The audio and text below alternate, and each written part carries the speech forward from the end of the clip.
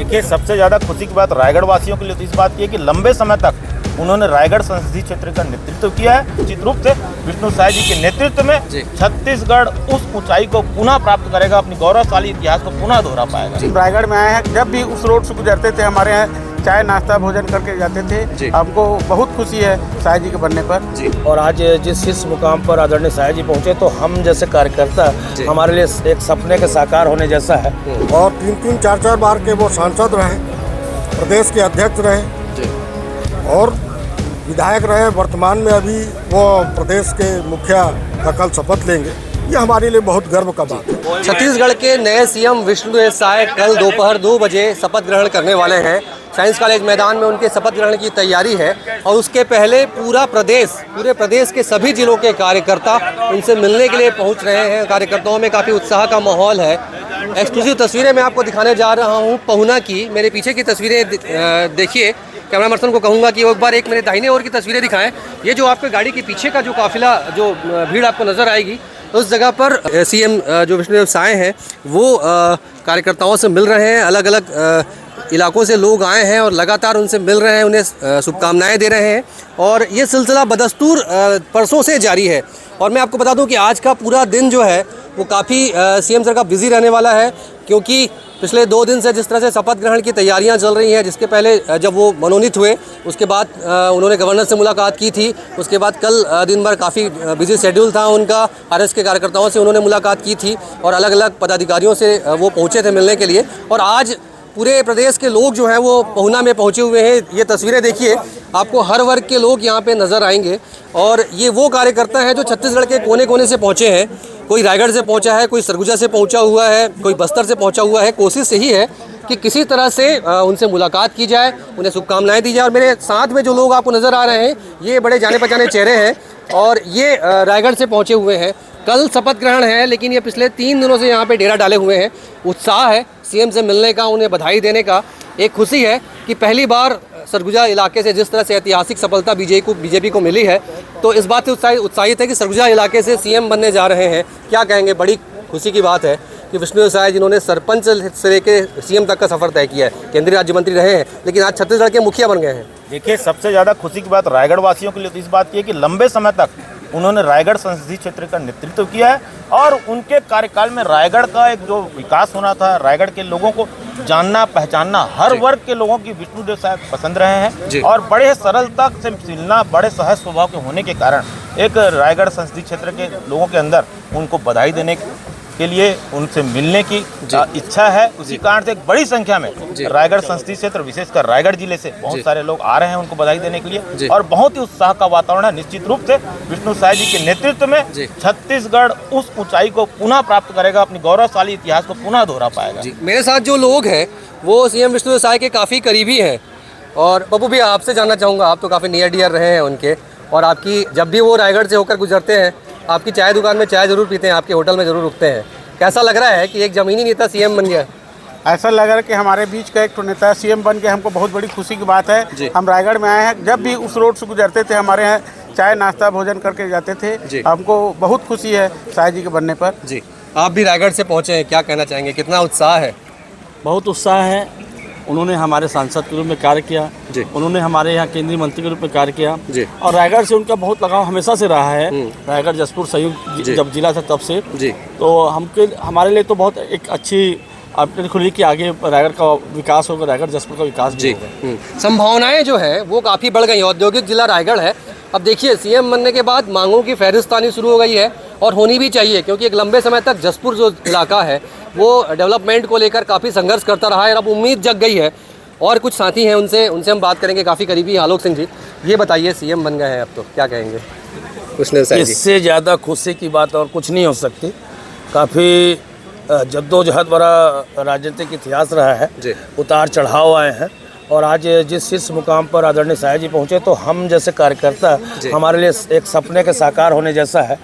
अभी आप विकास की बात कर रहे थे, 5 साल पहले जब भूपेश की सरकार छत्तीसगढ़ में आई तो रायगढ़ 300 किलोमीटर की हो गई थी। बिल्कुल बिल्कुल क्योंकि हमको आड़ा तिरछा गांव प्रधानमंत्री सड़क योजना से बनी सड़कों के माध्यम से जाना पड़ता था। हाँ। तो ये जो दूरी जसपुर से रायगढ़ की बढ़ी थी वो निश्चित रूप से आम जनता से शासन की दूरी बढ़ी थी। तो आज जो है दूरी कम होने का वक्त है, विकास का वक्त है, और निश्चित रूप से मान के चलिए कि जो खास करके आदिवासी समाज की जिस तरीके से उपेक्षा भूपेश सरकार ने की थी, तो निश्चित रूप से वो भी आहत था। और हम चलिए, ये तो आलोचना का समय नहीं है, अभी तो हम इस बात को लेकर खुश हैं कि जो सूबे के मुखिया बनने जा रहे हैं आदिवासी अंचल के, जो एक छोटे से कार्यकर्ता से जिन्होंने संघर्ष शुरू किया था और अब वो सीएम बन गए हैं। एक बहुत अच्छी बात जो पूरे प्रदेश के लोगों के मन में है कि कैसे हैं हमारे मुखिया, और मुझे लगता है कि आप लोगों से बेहतर इस बात को कोई नहीं बता सकता।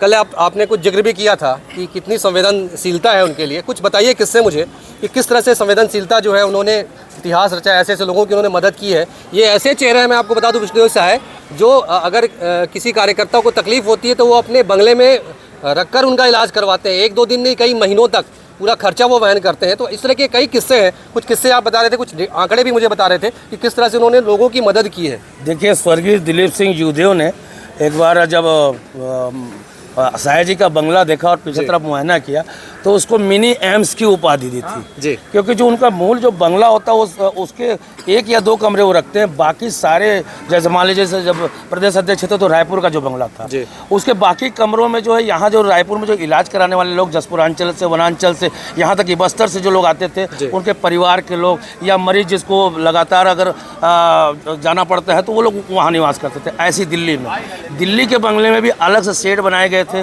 उनके भोजन की व्यवस्था थी, उनके रहने की व्यवस्था थी। महीनों इलाज चलता है अविनाश जी, और लंबा खर्च होता है। इलाज से ज़्यादा खर्च महानगरों में रहने का होता है। तो ये सारी व्यवस्था साया जी चूँकि संवेदनशील व्यक्ति है तो उसको करते थे। 1-2 अगर आपके पास समय होगा तो निश्चित रूप से मैं घटनाओं का जिक्र करूँगा। एक बार रायगढ़ में बंगले के बाहर एक गरीब खड़ी थी, जब वो साया जी से मिली तो उसने बताया कि उसके बच्चे का वो लीवर ट्रांसप्लांट का मामला है।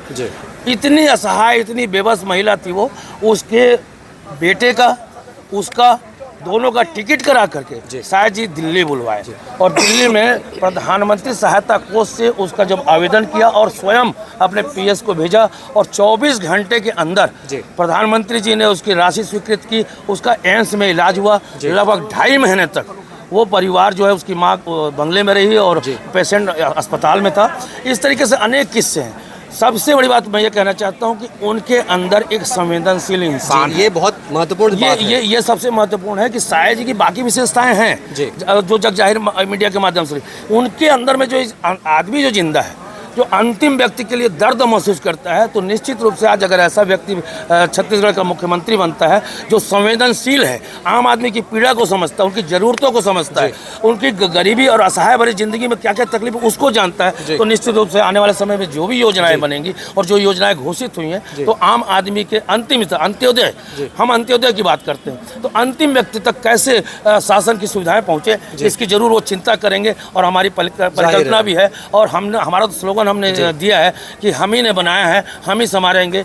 अटल जी ने छत्तीसगढ़ बनाया था और विष्णुदेव साय जी जो है निश्चित रूप से छत्तीसगढ़ को उस मुकाम पर पहुंचाएंगे जहां की हम कल्पना करके अटल जी ने छत्तीसगढ़ बनाया था। ये बड़े गर्व की बात है कि एक ऐसा चेहरा आज प्रदेश का मुखिया बन गया है जिसमें संवेदनशीलता है, संवेदनशीलता की मिसाल है। और मैं ये कहूँ कि ये एक किस्सा नहीं है, अगर हम किस्सा शुरू करें तो पूरी जो है बुक लिखी जा सकती है उनके बारे में कि किस तरह से वो एक ज़रूरतमंद व्यक्ति के लिए मसीहा बनकर सामने आए हैं और एक ऐसा चेहरा आज सीएम बनकर सामने आया है। तो जाहिर तौर पर सिर्फ रायगढ़ सरूजा नहीं, पूरे प्रदेश के अंतिम व्यक्ति तक के लोगों में उत्साह है, उत्साह की लगन है। एक बार फिर से मैं कैमरा पर्सन को कहूँगा कि वो तस्वीरें दिखाएँ, आपको हर एक आम चेहरा यहाँ पर नज़र आएगा।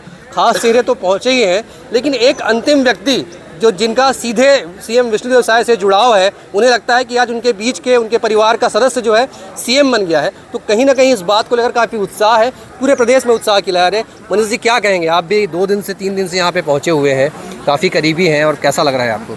सबसे पहले तो मैं केंद्रीय नेतृत्व का बहुत बहुत आभार जताना चाहूँगा कि एक सहज और सरल और आदिवासी चेहरा जो राजनीति का लंबा अनुभव रखते हैं, दुख दर्द लोगों को अपना समझते हैं, ऐसे व्यक्तित्व को अगर आज देश का, प्रदेश का मुखिया बनाया है तो ये बहुत हमारे लिए गर्व की बात है। और चूंकि ये हमारे लिए दोहरा गर्व होता है क्योंकि उनके लोकसभा क्षेत्र रायगढ़ से हम लोग आते हैं और 3-3, 4-4 बार के वो सांसद रहे, प्रदेश के अध्यक्ष रहे जी। और विधायक रहे। वर्तमान में अभी वो प्रदेश के मुखिया का कल शपथ लेंगे। ये हमारे लिए बहुत गर्व का बात है। काफ़ी लोग जो हैं काफ़ी उत्साहित है। आप कुछ कहेंगे? आप भी पहुँचे हुए 3-4 दिनों से, खुशी है काफ़ी। हमारे सीएम साहब जो भारत के छत्तीसगढ़ सरकार के बने हैं, तो बहुत सरल, बहुत सहनशील, कोई भी आदमी मिल सकता है, इतने सीधे हैं। ये तो तस्वीरों में दिख रहा है कि हर एक कार्यकर्ता जो है उनसे सीधे मिल रहा है। पीछे की जो तस्वीरें आपको दिखेंगी, अभी भी सीएम सर जो है वो लोगों से मिल रहे हैं। तो उनकी ये पहली प्राथमिकता है कि हर अंतिम व्यक्ति जो जसपुर कुनकुरी जैसे सुदूर अंचल से आया है, उन्होंने ये व्यवस्था कर रखी है कि किसी व्यक्ति को रोका ना जाए जो उनसे मिलने आए हैं। तो एक कहीं ना कहीं उत्साह है लोगों में, क्या कहेंगे? जी नहीं, वो तो व्यवस्था बनाने के लिए तो ठीक है, लेकिन एक आदमी अपने कुनकुरी विधानसभा का वहाँ पे रहना चाहिए गेट में, जो कि पहचान करके घुसाना चाहिए, जो जानकार आदमी हो, जो उनको भी जानता हो और वो उनको भी जानता हो, उस तरह का व्यक्ति का एक व्यवस्था वहाँ होना चाहिए। आप कुछ कहेंगे भी? बात कहेंगे?